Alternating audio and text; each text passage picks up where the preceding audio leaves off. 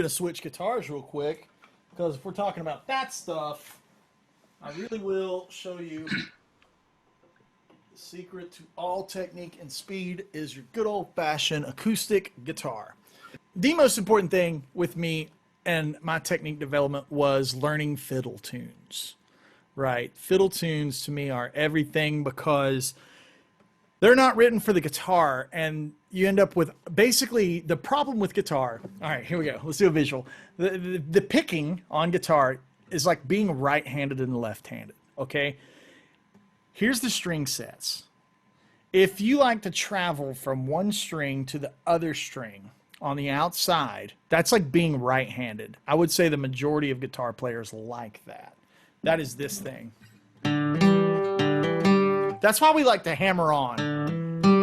You see, because it builds this. Down, you know what I mean? It's like, it likes that. Okay. Being left-handed is enjoying and preferring changing strings on the inside of the strings. Most players do not like that. Licks like those kind of licks seem to be what most guitar players do not like, okay? And that is a very stock version of an inside picking lick. Fiddle tunes end up making you constantly change between, you end up being more what I like to call picking ambidextrous. If there is a blessing in my life, it's having a grandfather that played fiddle tunes, and everything that I learned growing up was, which one should we do? Whiskey Before Breakfast?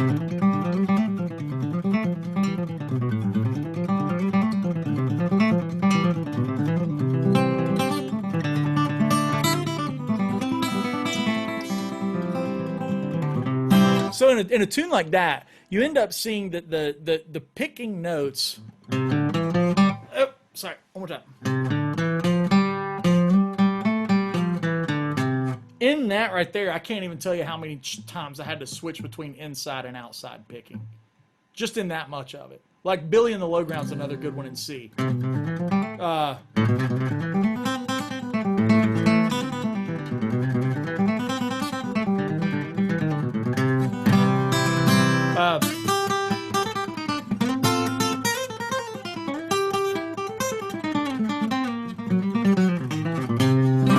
So anyways, the point is the amount of times you change strings, right? Or not that, the direction that you change the strings. Okay, so you're like, okay, great, I know the problem, how do I fix it? A, learn 200 fiddle tunes, right? That's a long way to fixing that. B, becoming aware of your picking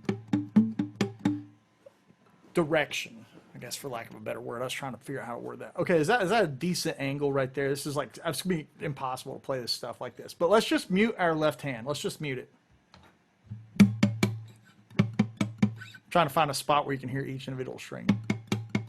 Okay, they all sound different right there. Different enough for you? Yeah? There's 3 strings involved, right? So now I'm going to do 3 strings, ascending, down, up, down, up, down, up, down, up, down, up, down, up. I'm going to constantly ascend the pattern. I'm never going to come back down it. It's going to be always ascending, right? 1, 2, 3, 1, 2, 3, 1, 2, 3. In 8 notes, okay? Now, you're going to find out that it's down, up. Our first pair is outside. Then it's inside, skipping over the middle string.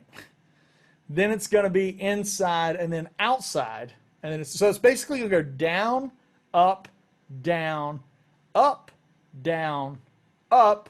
See how now I'm all wide outside, down, and we're back to the top. Because it's a 3-note grouping, it's going to flip-flop back and forth. So let's just try it with no notes in the left hand. The strings will be D, G, and B for those playing along at home.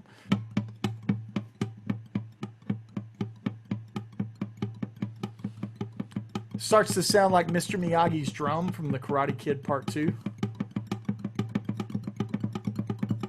And now we can start going even faster. Now I'm going to start messing with the rhythmic connotation while I treat it like a snare drum player playing rudiments. One more time. You can do 4 strings. That one's really hard, you know. And on acoustic, it's really hard. But I learned all my technique on acoustic because I use 13s, and it's like weightlifting or something. It's really, you know, increasing the difficulty level exponentially. So now, if you're bored of the clickety-clickety sound, you would just put that into triads, right? So you could take G, A minor 7, C. I would actually, technically, what would that be, like a C sus4, right? No, it'd just be a C with a double 5. It'd be weird. Yeah. Yeah, and then you could have D with D sus4. Basically, the G is going to stay open in the same shape. That's all I'm trying to get at. G, A, C, D. I got to put this down. Sorry, I can't do the crazy pick tricks with it upheld weird. Here's how I normally do it.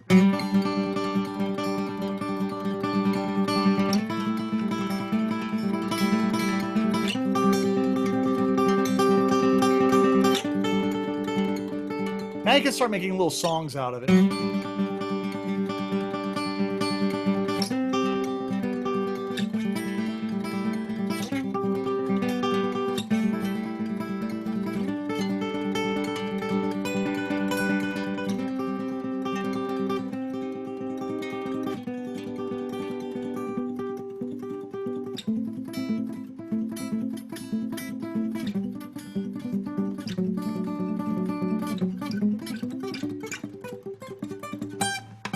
You know, so on and so forth. I never really practiced those exercises. Those are things that just I discovered over the years. It was more they developed out of fiddle tunes, like a song like Stony Point has that cross-picking pattern in it haphazardly. You hear the very top of the tune? That's like the fundamental thing that I did a lot of. Right? I just took that 4-note thing and just played it constantly when I was doing. Like Stony Point has 1, 2, 3, 4, 5, 4 or 5 notes. Yeah.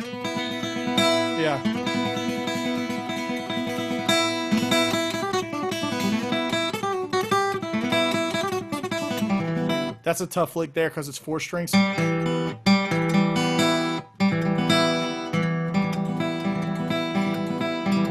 So you see what it's doing? It's like it's creating your picking hand that's really having to jump through this stuff. And I guess really to answer your question in shorthand, knowing all of that information that I just gave you, it's basically figuring out if you're right-handed, right, or left-handed, right, and figuring out the way to get to the other side.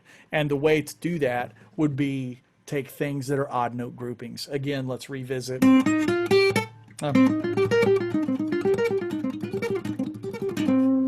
You can put it major, minor, major 7. It really doesn't matter at that point. You know what I mean? It'll be like a major 7. 1, 2, 3, 4, 5.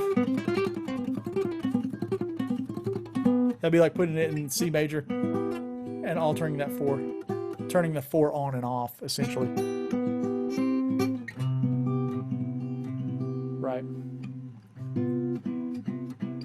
It's like.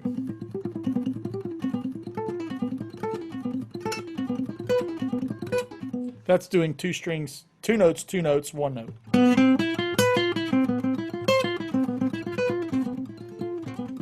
And these aren't like etudes or anything it's like, it's just being able to come up with the problem or the situation on the fly, giving yourself, again, that parameter of issues, and then finding a way through it. One thing I definitely will say to all of you, do not worry or obsess over what your right hand looks like.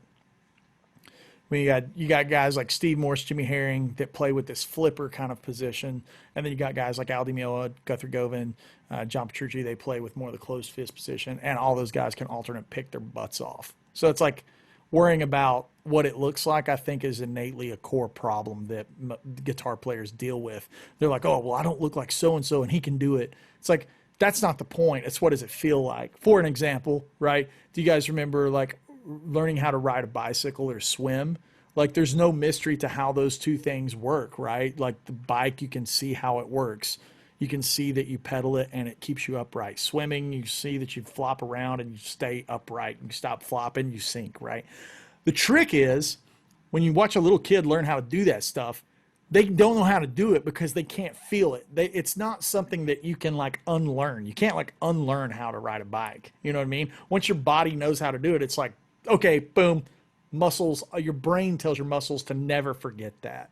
That is exactly like the picking technique stuff. Like, it's like, who's the guy? Was Thomas Edison with the 10,000 ways not to make a light bulb? I've learned 10,000 ways to travel through the strings incorrectly. But the moment that I figured out the right one that I could do it, my brain goes, hey, don't forget that one. That's the one. And it's not a matter of like trying to emulate someone else's visuals or whatever. And that's really important. I think a lot of that's like an overarching theme to the Cracking the Code series is that all those guys visually look different. They hold their hands different, you know. Great question, though.